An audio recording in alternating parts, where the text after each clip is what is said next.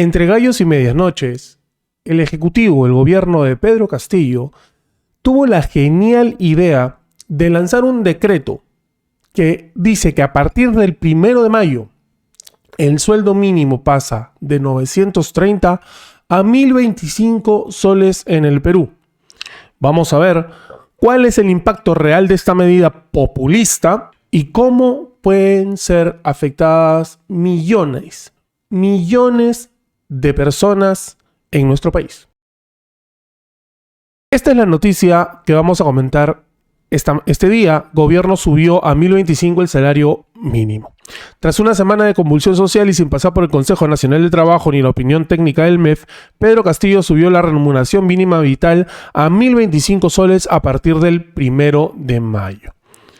Pedro Castillo, a través del Decreto Supremo número 003-2022-TR, incrementó la remuneración mínima vital de los trabajadores sujetos al régimen laboral de la actividad privada en 95 soles, con la cual este pasaría de 930 a 1025. Este aumento, refiere el decreto, tendrá eficacia a partir del 1 de mayo de 2022. Cabe recordar que en el último Consejo de Ministros de este miércoles, la ministra de Trabajo Betsy Chávez, la ministra Copia, la ministra Plagio, propuso que la remuneración mínima vital suba a 1025 soles. No obstante, en dicha sesión no se llegó a acuerdo alguno, por lo que el tema será discutido en futuras sesiones de la presidencia del Consejo de Ministros, informaron fuentes a Gestión. El Ministerio de Trabajo y Promoción del Empleo busca, según adelantó a Gestión esta semana, que el aumento sea aprobado mediante un decreto de urgencia sin tener que pasar por el Congreso o contar con la aprobación previa del Consejo Nacional del Trabajo. Es decir, pasarse por el forro todas las vías, institucionales para hacerlo correctamente. La misma fuente indica que en la sesión de la presidencia del Consejo de Ministros no se habló o mostró interés en recurrir al diálogo social para la modificación del salario mínimo. ¿Qué dijo el MEF?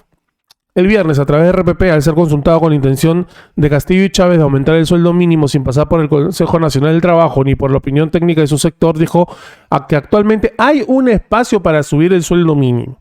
El tema de la remuneración mínima vital es un tema que siempre está en discusión. Periódicamente se tiene que hacer un ajuste de la remuneración mínima vital y los factores son claros: el tema de la inflación y también el tema de la productividad, señaló. Actualmente hay un espacio. Hay que tomar en cuenta que hace 4 años que no se actualiza la remuneración mínima vital y ahora estamos en una circunstancia en la cual ha habido un incremento de precios que afecta a los sectores de menos ingresos. Esta discusión siempre está abierta. El tema es cuál es el momento de hacerlo. Aquí, en pocas palabras, el ministro abrió una puerta y zafó el cuerpo, se lavó las manos, porque él sabe perfectamente que nunca se debe subir el sueldo mínimo en épocas de crisis. ¿Okay? Si estamos en una época de crisis con una inflación aproximada del 7%, con el incremento de los precios, ¿cómo cuernos se les ocurre subir el sueldo mínimo vital? Al ser consultado si es el momento para realizar el incremento del sueldo mínimo, el ministro Graham señaló que hay espacio para hacer un reajuste. El esquema en el cual se discute la remuneración mínima vital es el Consejo Nacional del Trabajo, donde participan trabajadores, empresarios y el Estado. Esto es competencia del Ministerio del Trabajo y Promoción del Empleo. Hay que considerar que cuando se toma este tipo de medidas, hay un sector que se beneficia y otro que se ve afectado, y ese es parte del trabajo que se tiene que hacer al implementar la medida. Esta evaluación corresponde al Ministerio de Trabajo y Promoción del Empleo, agregó. ¿Cuál es el sustento técnico del Ministerio de Trabajo para el aumento de la remuneración mínima? El Decreto Supremo dice: el reajuste de la remuneración mínima que se dispone toma en cuenta criterios técnicos para el análisis de los índices de inflación subyacente y la productividad, a fin de que el incremento refleje el desempeño económico de nuestro país y contribuya con la mejora sostenida del poder adquisitivo de los trabajadores. Ploro. Los impactos que genera el aumento de la remuneración mínima. En entrevista con Gestión, el ex ministro de Economía y Finanzas, David Tuesta, advirtió que un incremento en la coyuntura actual va a significar una mayor informalización en el Perú.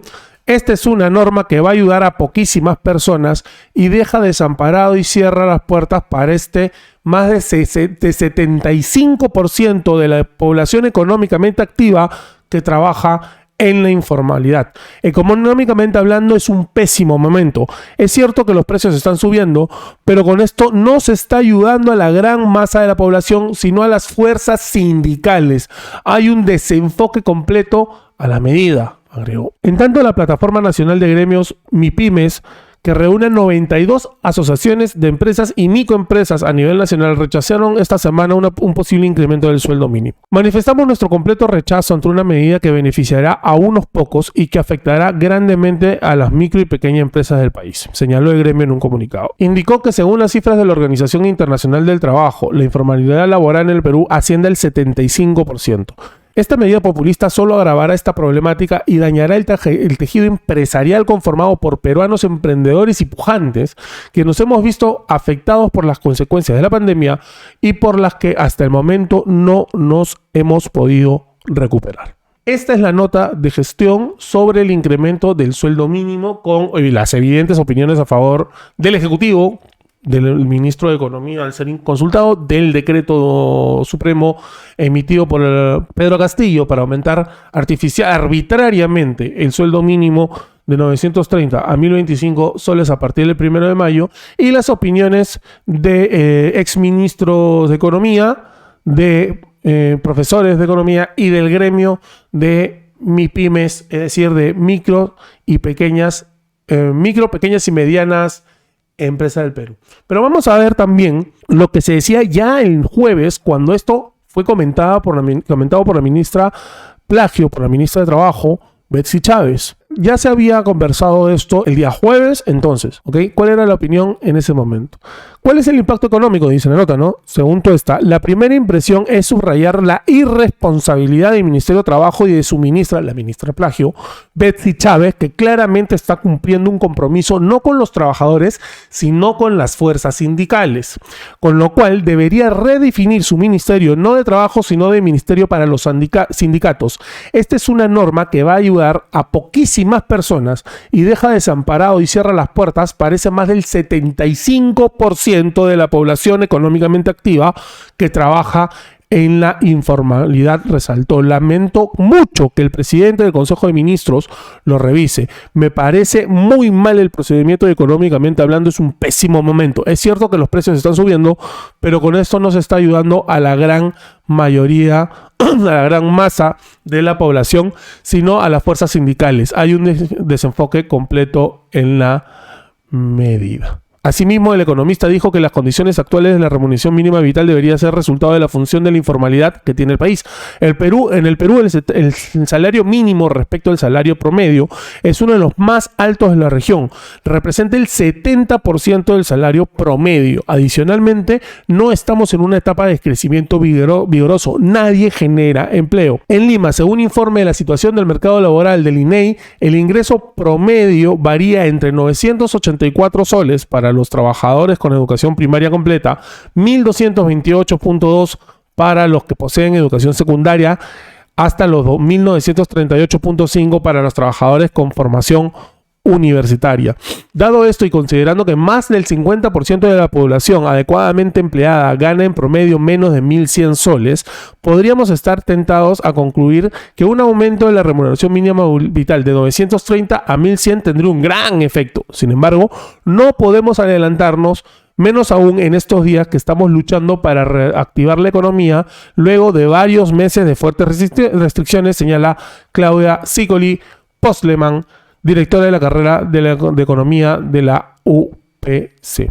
Según indica, el principal efecto negativo que podría causar esta medida es el cierre de numerosas MIPES que están contratando trabajadores en condiciones de subempleo. Según datos de INEI, el 84% del subempleo visible, es decir, que trabaja menos de 35 horas a la semana, de Lima se genera en empresas que tienen entre 1 y 10 trabajadores, es decir, microempresas, por lo que podemos esperar que al menos ese porcentaje o uno aún mayor se dé en provincias. Hace unas semanas el presidente del Banco Central de Reserva del Perú, Julio Velarde, consideró que el aumento del sueldo mínimo debe ser prudente, pues puede afectar a los emprendedores. Probablemente sí tiene que darse un aumento, pero que sea muy prudente por la situación de las pequeñas empresas. El economista explicó que si bien cada cierto tiempo debe ajustarse la remuneración mínima vital, esto no significa que mejore la calidad de vida de la población. Un decreto no mejora la situación de las personas. A pesar de que se sube el sueldo mínimo, habrá la mayoría de la población que está en el sector informal y no se verá beneficiada. A su vez, subrayó que el alza del salario mínimo no debe ser motivado por intereses políticos. Claro que es un error hacerlo por cálculo político. A los que se beneficiaría serían muy pocos. Los que son beneficiados directamente por el sueldo mínimo son menos de 1 de cada 25 personas. Entonces entendamos, todo lo que hemos leído es de personas que están de acuerdo con que exista el sueldo mínimo, ¿ok?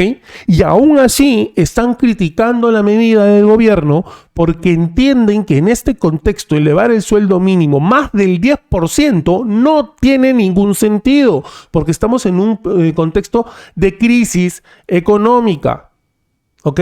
Con una inflación alta, la más alta de los últimos 20 años, con un incremento de precios altísimo, y esto lo único que va a hacer es generar más informalidad, más desempleo o en su defecto subempleo, ¿okay? Más subempleo.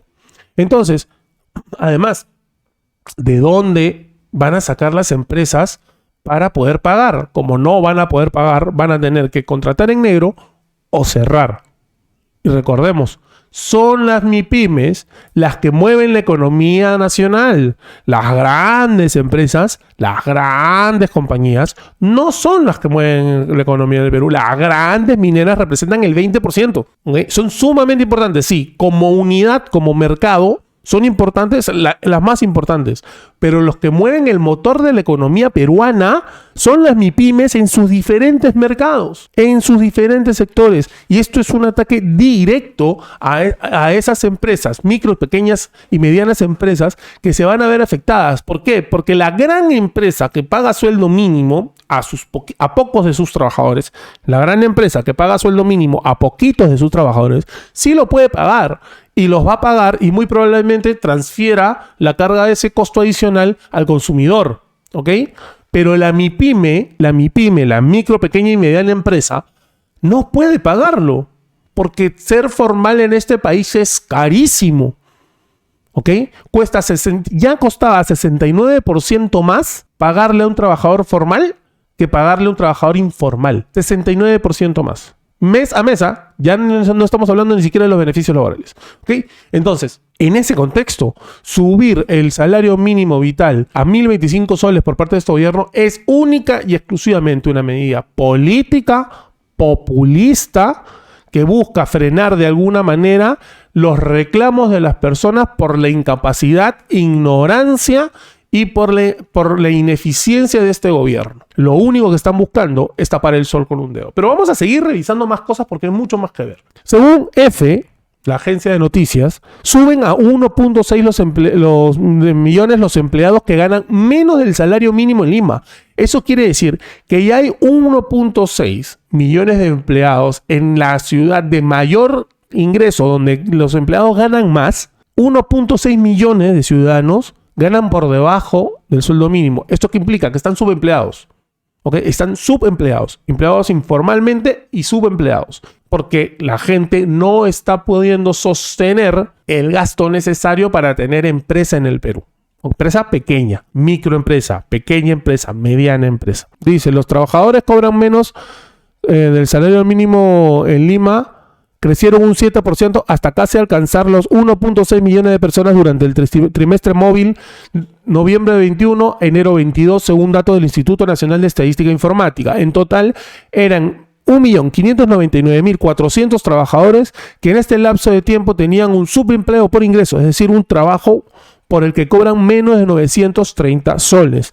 El número de personas de este tipo de empleos precarios aumentó en este último trimestre un 7% y se trata de un fenómeno que ha crecido un 49.2% desde el inicio de la pandemia. Según INEI, desde que llegó el virus al país andino, alrededor de 527.400 trabajadores pasaron a cobrar menos del salario mínimo. A estos trabajadores, también denominados subempleos invisibles, afectan a más ciudadanos con el nivel de estudios de la educación secundaria, especialmente a un grupo de población de 25 a 44 años, y son más numerosos en el sector servicios. Además, el salario promedio del habitante de Lima metropolitana disminuyó un 8.8% respecto a las cifras antes de la pandemia, situándose en 1.639.5 soles. Es decir, ya tenemos, hasta antes de esta medida, un incremento de la informalidad real, de gente subempleada, ¿ok? Y aún así se mandan con esta medida que lo único que va a generar es más informalidad. Porque veamos este cuadro. Esto es generado por la Sociedad de Comercio Exterior y habla de la pérdida de la competitividad en el Perú. La informalidad crece a 12.9 millones de empleos al cierre del año pasado. ¿Ok? Según este cuadro, vemos desde 2019-1, año prepandémico, a 2021-4, es decir, el último trimestre del año pasado, no está contando este trimestre de 2022. La informalidad fue de 71.3, 70, 71, llegó a 76 prácticamente al 2021-1 y cerró en cerca del 73.4% el año. 73.4%. Lo que implica que solo 1 de cada 4 trabajadores de este país trabaja formalmente, trabaja en una empresa que le puede pagar todos los beneficios de ley que el Estado peruano impone a los empresarios. Y cuando digo empresarios me refiero a microempresas, pequeñas empresas, medianas empresas y grandes empresas. Todos son empresarios. De los beneficios laborales que los empresarios, que el Estado le impone a los empresarios y de los que la izquierda está tan orgullosa, que fueron luchas, que costaron muertes. Bueno, siguen costando muertes. Siguen costando muertos. Porque esas medidas reducen la capacidad de empleabilidad, la capacidad de recolocación laboral de la gente. Porque no hay tanta empresa abierta, porque es muy caro ser formal, no hay tanta empresa abierta. Entonces, como no hay tanta empresa abierta, no hay tanto puesto de trabajo. Y como no hay tanto puesto de trabajo, a mí se me hace más difícil colocarme laboralmente. Porque tengo un mercado reducido, una oferta reducida de trabajo, con una demanda grande de trabajo, y me toca aceptar lo que pueda aceptar porque no hay trabajo. Así de sencillo. Me toca ser informal porque no hay trabajo formal. ¿Okay? Y yo tengo que seguir comiendo, tengo que seguir trabajando para seguir produciendo dinero para poder poner comida en la mesa. Pero eso es lo que no entienden los políticos. En este otro cuadro vemos el evolutivo comparativo de la informalidad entre Perú, México, Colombia y Chile de 2018 a 2021. Y vemos cómo nosotros hemos ido aumentando del 71.7 la informalidad al 73.4, que es el mismo índice con el que cerramos el 2020 y el 2021. Y vemos como los otros países, igual, con pandemia y todo, Colombia bajó de 49 a 48 su informalidad. Chile, con todo el proceso constituyente que está teniendo, con todos los problemas que van a venir, solo ha pasado de 27 a 28.3 la informalidad en Chile. En México, de 55.5 a 55.9. ¿Ok? Básicamente, muy poco aumento.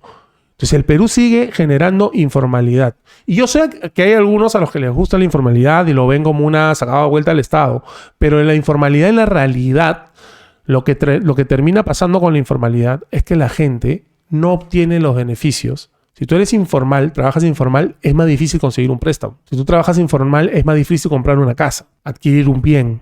Es mucho más difícil porque no tienes no tienes capacidad de endeudamiento.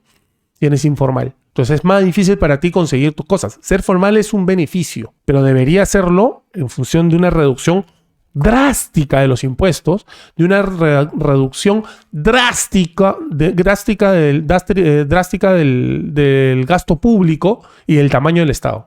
Así, pero drástico, fuerte, violento, para que la gente pueda ver reflejada en la realidad el aumento de la oferta laboral, el aumento del sueldo promedio y todo lo demás referenciado a eso, y la capacidad de entrar al mundo formal que te permite acceder a beneficios como los préstamos, como la banca, como la adquisición de bienes a plazos, etc, etc, etc, tarjetas de crédito y tal, y tal, y tal. Bueno, gente, hasta este ha sido el video, pero hay que recordar algunas cosas, ¿no? Porque hay que leer, además de lo que hemos visto de la parte económica, hay que ver la parte política de esto. ¿Y cuál es la parte política de esto? Es muy simple. Están generando caos. ¿Para qué? Para poder usar la excusa de la Constitución maldita no nos deja intervenir, hay que cambiarla. Vamos por la constituyente. Están intentando, y esto lo han hecho en todos lados, lo hicieron en Bolivia, lo hicieron en Ecuador, lo hicieron en Venezuela, lo hicieron en todos lados. Usan, crean, generan desorden, malestar, incomodidad, revueltas, destrozos, ¿ok? Generan todo eso y después lo quieren solucionar con una nueva constitución. Como la gente no ha leído la constitución y no sabe qué dice la constitución y no sabe para qué sirve la constitución, atracan. Entonces este es el uso político de las crisis generadas por ellos con intención para poder impulsar su asamblea constituyente, que va a tomar 2 años, ¿okay? Y en esos 2 años se acabaron los problemas. Se acabaron los problemas en 2 años. Ojo que hay formas miles para poder resolver este tema. La más fácil, la más sencilla, aguantar el gasto público y reducir el impuesto selectivo al consumo y hasta el IGB, le diría yo, a los combustibles. Tú reduces los impuestos a los combustibles, que representan solo en impuestos el 25% más del 25% del costo del combustible. Eso yo lo he hablado en mi canal muchas veces, lo hemos visto ya. Le quitas eso y a ese galón de combustible que ahorita cuesta 20 soles, le estás sacando 5 mangos, lo llevas a 15. A 15, de un día para el otro. 15 soles, lo bajas. ¿Ok? Solo quitándole los impuestos al combustible. Y si le quitas el impuesto al combustible, estás abaratando los fletes de transporte de todos los productos consumidos en este país. Porque todo se mueve en camión. ¿Ok? Nada se mueve en dron todavía en este país. Así que todo lo que se consume, todo bajaría de precio inmediatamente. ¿Ok? Porque reduces el costo del transporte. Pero nada, no lo quieren hacer. No lo quieren hacer porque en su cabeza no está solucionar el problema. En su cabeza no está resolver el tema. En su cabeza lo que está es mantener el ambiente de conflicto para motivar la asamblea constituyente a su antojo. ¿Okay? Entonces, no seamos giles, entendamos lo que pasa y mirémoslo con cuidado y detenimiento, porque de ahí te salen a decir, como yo había en Twitter, ¿y qué hacemos con la pérdida? ¿Quién va a recuperar esa pérdida? No es pérdida, tío. No tienes por qué perder si eliminas el ISC a los combustibles. ¿Por qué? Porque punto número 1, te lo va a cubrir la ganancia adicional no esperada por la minería, que es más de 9.000 millones de soles, que es lo que lo dejarías de entrar por ISC, más de 9.000 millones de soles. El impuesto adicional por el alto costo de la minería. Entonces, si el gobierno del Perú hubiera sido inteligente y hubiera motivado la minería en vez de cerrar minas, ¿okay? En vez de cerrar minas, hoy estaría ganando un huevo de plata. Un huevo de plata por concepto minero, porque los precios están súper altos. El Perú es el que está dejando ganar, y no por como dice Franque, porque no les estamos cobrando un impuesto a la sobreganancia. No, baboso. Estamos dejando de ganar porque no estamos dejándolos trabajar. ¿A qué ganancia le vas a cobrar impuesto después? Si no lo dejas chambear. Si le cerras minas. Si detienes proyectos.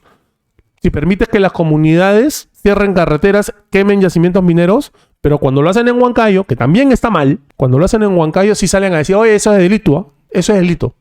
Cuando no es contra una minera, es delito. Entonces, vamos, están motivando esto para poder afianzar su narrativa de la Asamblea Constituyente. Miren la historia, esto ha pasado en Bolivia, ha pasado en Ecuador, ha pasado en Venezuela, ha pasado en todos lados. Donde han tenido poder, esto ha sucedido. Y ha sucedido así. Generan el malestar para generar ese momento constituyente del que hablaba Mirta Vázquez. ¿Okay? ¿Recuerdan cuando decían, Mirta Vázquez no quiere cambiar la constitución, dice que se necesita un momento constituyente? Ya, estas son las cosas que generan ese momento constituyente, porque le echan la culpa a la constitución. Le echan la culpa a la constitución. Y así van ganando terreno en su narrativa, porque lamentablemente la gente no sabe de lo que les están hablando. Y antes de terminar, si te gustó el video, dale like, suscríbete al canal, activa la campanita de notificaciones, comenta y comparte. Igualmente me puedes apoyar económicamente en Plin o Yape, escaneando el código QR que ves en pantalla, haciéndote miembro del canal, haciéndote Patreon del canal en el link que encontrarás en la descripción, o directamente a través de la plataforma de PayPal al correo unpatalibre@gmail.com. Conmigo será hasta el próximo video y como siempre, somos libres. Bye.